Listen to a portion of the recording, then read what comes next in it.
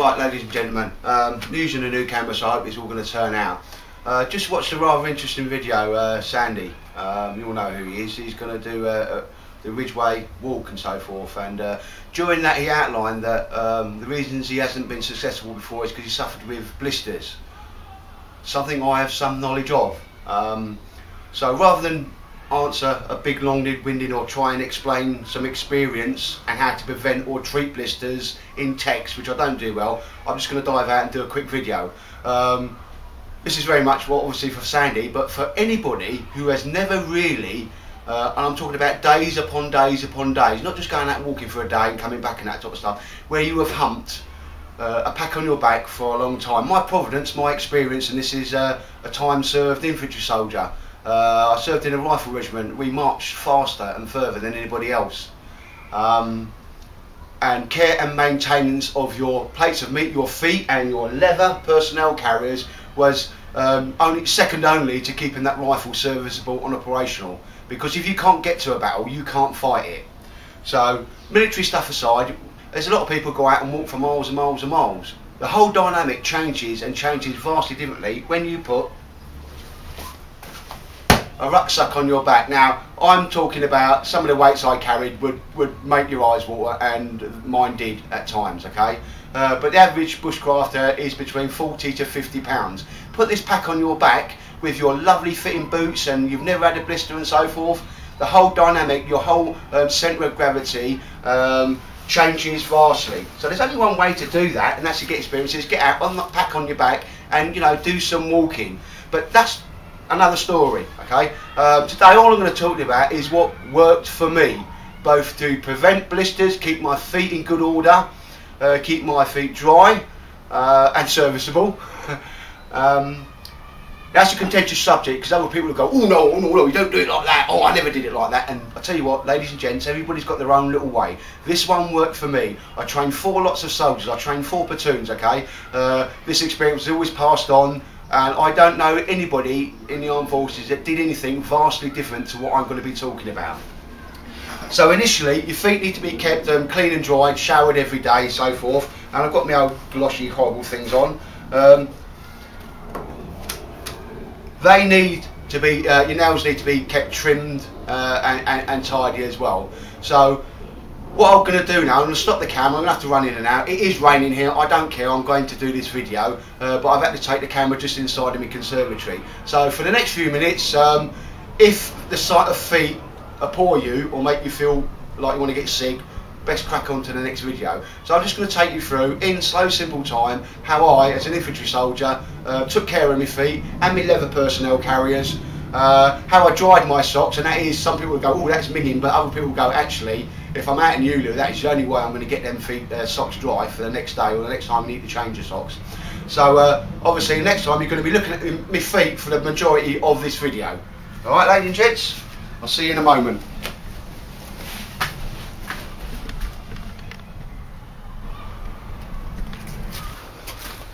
Alright ladies and gents, take these horrible glossious things off. There's my plates of meat, horrible stinky feet. As I say, keep them nice and clean as you can. Everybody showers every day, but keeping your nails in order as well with nail clippers. The last thing you want is an ingrown toenail or something out that that's going to obviously cause you pain when you're out in the field. All I'm going to show you, it's not rocket science in any way, but it is the way that I used to. And one moment, I've forgotten something. Oh.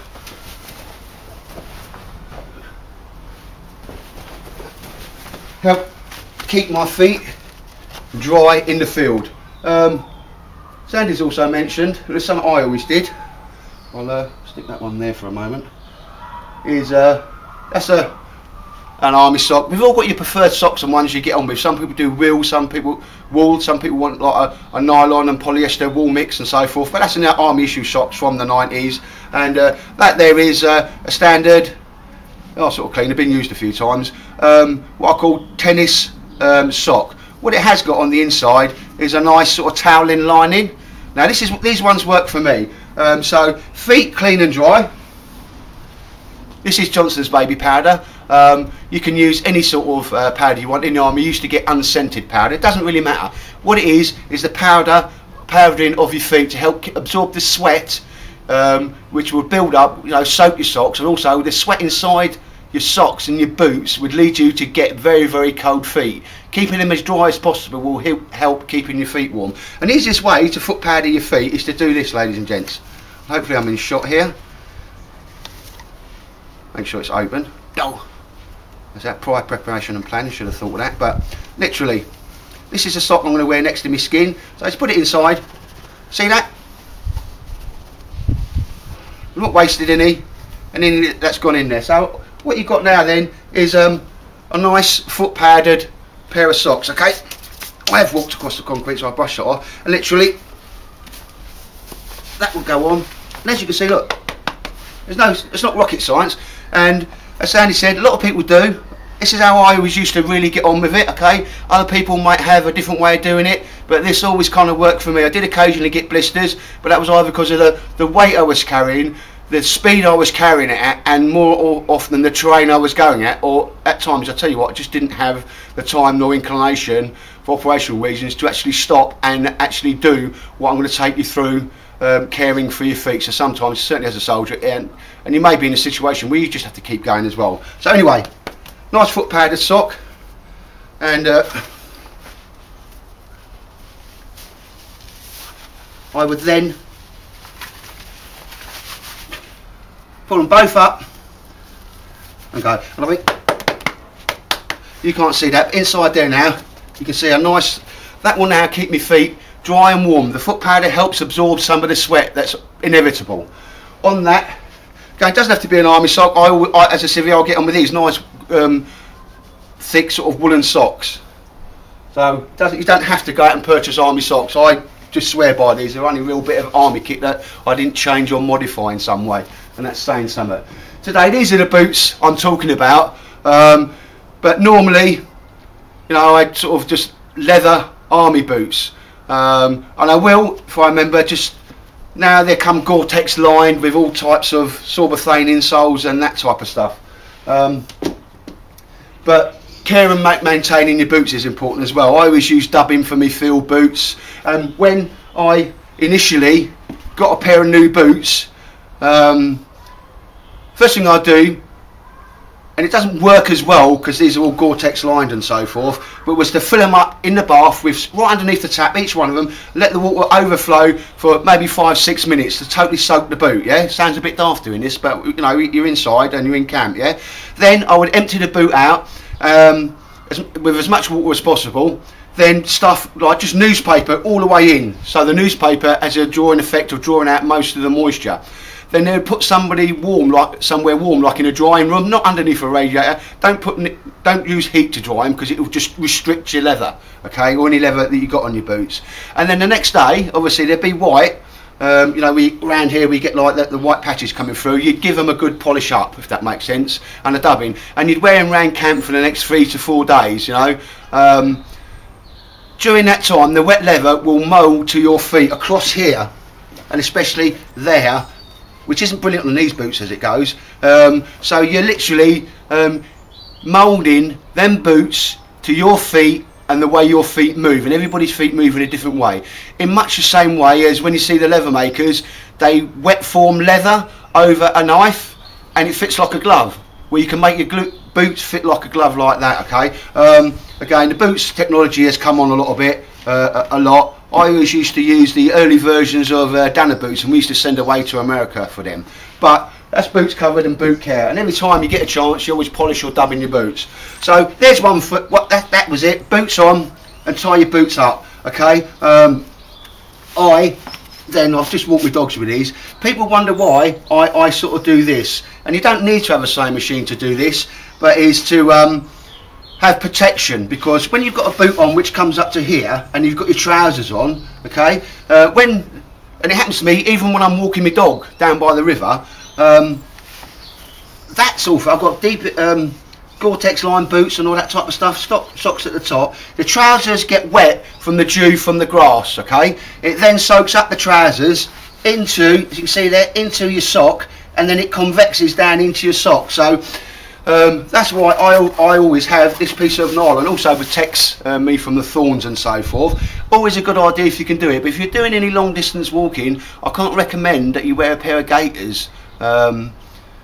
It's just something I always kind of used to do, and it used to prevent sort of that happening. The trousers getting wet and it going in slowly over a day, and you know, you find your socks would be soaked just because of the trousers getting wet, hitting the socks and then convexing all the way down. Obviously any cloth material does act like a sponge.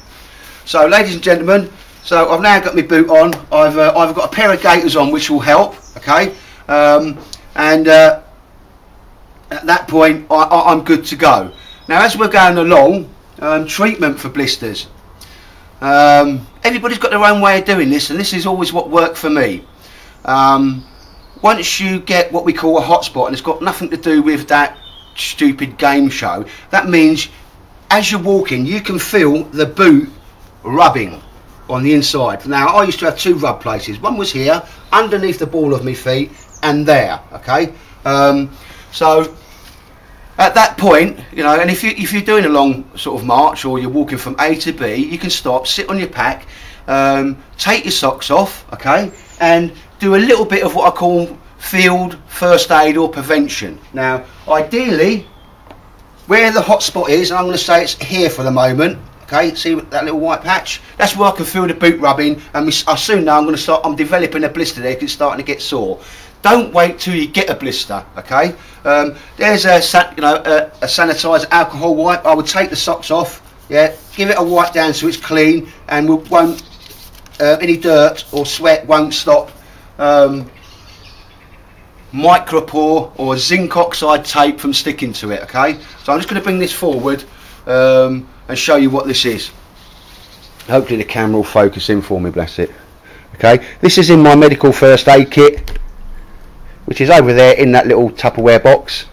Might do a video on that. But go into a chemist, a decent one like Boots, and ask for zinc oxide tape. In medical terms, it's very, very adhesive. It's like the medical equivalent of gaffer tape, okay. And literally, I'm like that now. I've cleaned it. I would then pull off a piece of the tape, okay. I'm not going to waste all my tape, but literally tape it up far in advance of where you need it, okay.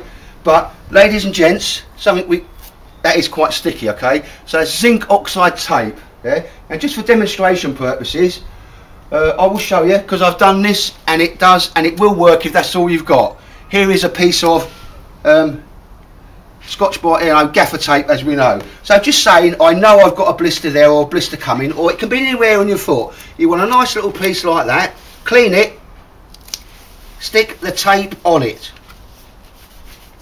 make sure it's completely squashed down, okay.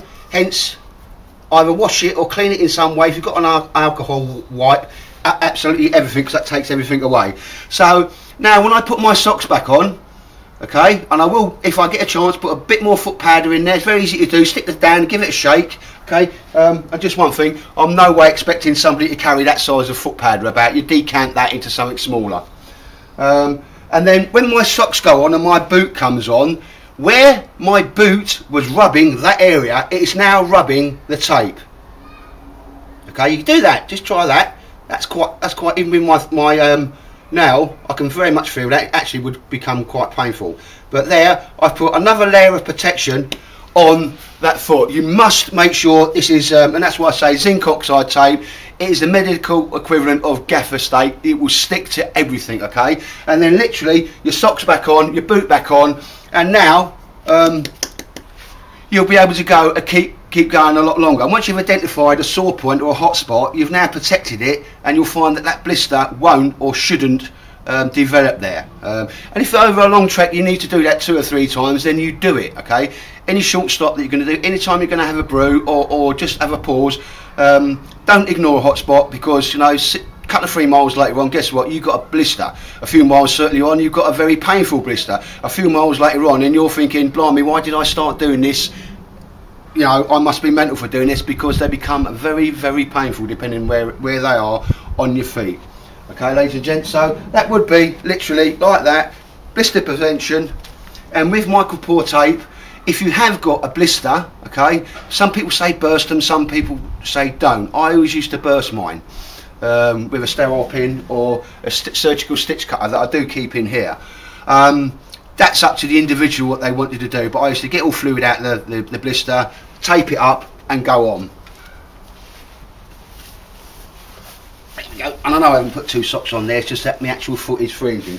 So, ladies and gentlemen, that is basically good foot protection. Sandy said he's taking 2 pairs of socks, both an outer and an inner. So that's I'm taking that's 1 set of each for, you know, so you've got to change. What I always used to do in the army and was have a nice pair of warm woolen socks, and they always used to be at the bottom of my sleeping bag, so I always knew where they were. No faffing about, even in the dark. Stick your hand down there, there you go, there's my socks. These ones would come off, okay? I've been wearing them all day. I would re-foot powder these ones, and then they would actually go inside my jacket, inside my sleeping bag. So during the night, and this may sound well minging, and I don't care, my body heat would dry them socks off. So in the morning, okay, if I got up at a leisurely pace or I didn't get bugged out or whatever, I would be able to have, well, I say clean, they're never going to be clean from the first, but I had dry, warmed socks ready to go for the next day, okay? So that was simple. The socks I'd been wearing that day, I would take off, put the warm woolen socks on that I had in my sleeping bag, and don't get me wrong, if something happened and I had to bug out quickly, I could put my boots on and go with them socks, but they were kept always a nice clean pair of dry warm socks that again were foot padders, were always at the bottom of my sleeping bag. Okay, and I used to put them on if I got a chance to get my boots off at night. Give your feet that chance to rest and air, and, you know, be away from, you know, tight restrictions and leather. So ladies and gents, for me, that's how I got on with my feet. Very, very important, and I had to do that on a number of occasions for various reasons. Even though your boots are completely worn in, again, there's a nice piece of tape down there. You want it nice and stuck on, so when you've got your sock on and you're tabbing, the last thing you want is shitty tape, alright, swearing authorised there, that will do that, will come up, and that's why you're after some decent I'm having to pull that off now, and actually that's pulling my hairs away. If you imagine, there's one thing you've got to be wary of. If it starts to happen, you know what's happening, get your boot off and sort it out. If you imagine that's happening as you're walking, now then the leather from your boot is going to be pressing against that, and you're going to be sort of in a slightly worse position. So that's the only thing you really got to look after, look out for. And if you're out there for 6 days and on the first day you decide to put your zinc oxide tape on, it sticks to everything like wool blanket does, poo does to a wool blanket. Leave it on there, and you know, you'll come back and shower and you might take it off on the second day because it is quite adhesive, okay? And that's zinc oxide tape, and that just hurt doing that. Drying your socks, I've given you one method to do that. People might say, oh, you don't put damp socks near your body because you'll lower your body core temperature. When you're out in the Ulu and you've got no kind of way of drying your kit over a fire or anything like that, that I always found, it always worked for me and other people's, was, you know, inside your jacket like that. And if I had a jacket on, I would, my body heat would dry them socks. I knew exactly where they were the next morning because they would be the first thing you put on, and you put in from sort of damp and sort of wet socks to dry socks the next day. So that would be a way of rotating the 2 pairs of working socks that I had, 2 pairs of working socks, one on, one drying, one on, one drying, one on, one drying, and one in my sleeping bag. That just kept my feet warm and give them a rest from everything else at night. But there is a way, gentlemen, you can dry your feet while on the move, if all else sort of fails. And I'm going to have to stand up and just adjust the camera a little bit to show you how to do that. And again, most people will go, ooh, that's a bit minging, isn't it? But if you want sort of dry socks, warm socks that have previously been wet, and you haven't got a tumble dryer, this is a way that will help you do it. So I'll be back in a moment.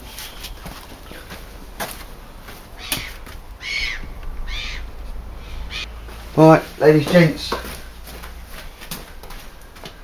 from yesterday, so I'm going to come back and make sure I don't think I've got my head in view then. That's a bit better. So apologies for that. I ain't going to do any fancy editing. Need to get this up So here it is, and I've deliberately made it a lighter colour to actually emphasise so you can see what I'm going to do. I've now got a damp wet sock. I haven't got the ability to put it in a sleeping bag. I know I'm going to have to change the dry socks that I've just put on and re-foot padded. Here is my smock.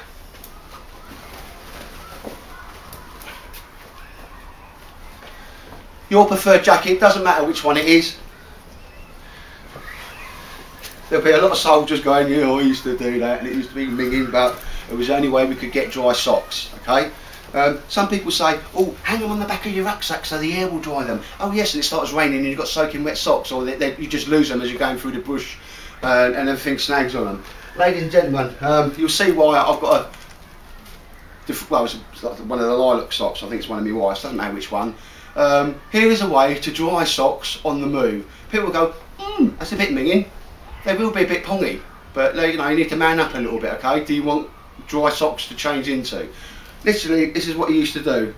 Half the sock, okay? Slip it down underneath your armpit, down your sleeve. That's what I'm doing now. So half of that sock is down inside, underneath my armpit, and inside my sleeve. The sock's now from there all the way there, okay? So that it's not going to fall out, okay? The smock's done up at the bottom normally anyway, so if it does fall out, but I can now feel that sock in there, and there you go, half in and half out, okay? Exactly at the halfway point. And again, I'm hoping that's going to show up because they're different in the colours. If I used a green army sock, it wouldn't stand out so well. So as I'm tabbing along, okay, my body heat is going to dry that sweaty wet sock off for me, yeah? So in a couple of hours, get a chance, you're like, and it is warm, and I can feel, you know, the warmth of my body now, okay, will dry that sock out. So at some point then, that sock would come out, and it's now dry. It will be smelly, and I do that with it. Inside of your pocket, normally I'd have a little plastic bag or an IPK thing sewn up, so to keep it waterproof, so if it rained it got wet. I've now, still there, in my body heat, okay, my body heat's, I'm reusing my body heat to heat the sock up and dry the sock out, okay. The only way you've got to do it, unless you've got a tumble dryer in your rucksack, and we haven't, gentlemen, that may seem a bit ming and put a dirty wet sock underneath your armpit, but I guarantee you, get out there, try it, it will work, yeah. And when I need to change them socks, and you change them, if you can, if you're doing a lot of miles, you'll change them in the morning and then get into your, what we'll call your sleeping bag socks, and then the next day, okay, you've got warm socks on. I keep saying clean, dry, warm socks. They're not going to be clean, but they are going to be dry and they are going to be warm. That bit I can sort of help you with. And until that's there, one, I know where my socks are, and two, when I take them out to put them on with the old foot powder, and as I said, any type of foot powder will do. It doesn't have to be Smelly Johnson stuff. They say you shouldn't use athlete's foot powder all the time, but it's nice actually if you're doing a lot of walking to actually get some athlete's foot powder on your feet and that, between your toes, because you don't want to get any fungal infections and so forth and that. And as I said, you need to keep your nails sort of nice and tidy at all times. And every chance you get, you do wash your feet, okay, as much as you wash your feet or your armpits or your scrotes.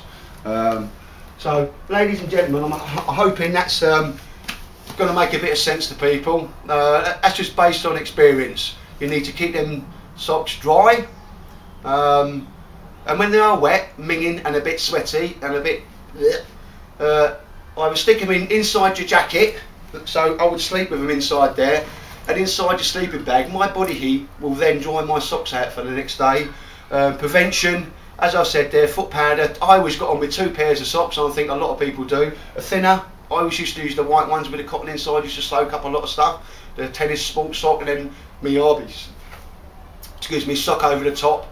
And at any time I felt I was getting a hot spot, you know where the boot's rubbing, and you can feel it, okay, I used to have 2 or 3 different places. As soon as you can, get that boot off, get some zinc oxide tape over there, and I used a bit of gaffer tape there, and at times that's all I had, okay. Most people in their EDC kits and that have got gaffer tape. That will do the job. Just make sure you try and clean it off as much as possible, because your body sweat and then all the bacteria will stop that tape really sticking as well as it should do. As I said, you don't want it to roll up in a little ball. Don't put a plaster on it. Plasters are not adhesive enough, okay? If you put a plaster on a blister, put your sock on, start walking, it will then come loose and it will roll up into a little ball, and then that ball will then start digging into your foot, if you know what I mean, and that will actually start rubbing. So I think I've covered everything, ladies and gents. Sounds a bit minging, putting, sleeping with your dirty socks, and then if you're in the daytime, you're slipping them underneath your armpit there. But do us a favour, next time you're out, just think, the little mad cockney twat. Stick your hand inside your jacket as I'm doing now. Feel how warm that is. Why waste that heat? If you've got sort of damp socks, get them dry, get them powdered, and get them changed and get them on. So hopefully. This is kind of like an answer to Sandy, rather than me just try to type all that out. Easier to come out and do a video, but I think there's probably a lot of people that may actually think, actually, I can see where he's coming from. He's got a lot more experience of being out in that hulu for weeks and weeks at a time, okay, where you just got to operate with that and whatever you get resupplied with, which generally ain't a great deal, food and water and ammunition and radio batteries, that actually may help somebody or give you a good idea as to how you've got to think about protecting your feet and your leather personnel carriers. Again, never skimp on a good pair of boots. Boot technology has come on exponentially since I was in, and I hope that's of benefit to anybody that's watching this as well. So ladies and gentlemen, take care, and apologies for my sweaty feet and it raining a little bit. I can't help that. So everybody take care and, well, be safe.